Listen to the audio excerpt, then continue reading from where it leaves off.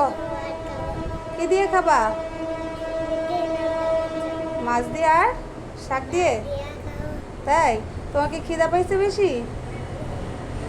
আচ্ছা, তাহলে কি রান্না করছো? কোনটা দিয়ে খাবো আমাকে দেখাও। শাক দিয়ে আর? ও আচ্ছা, ঠিক আছে।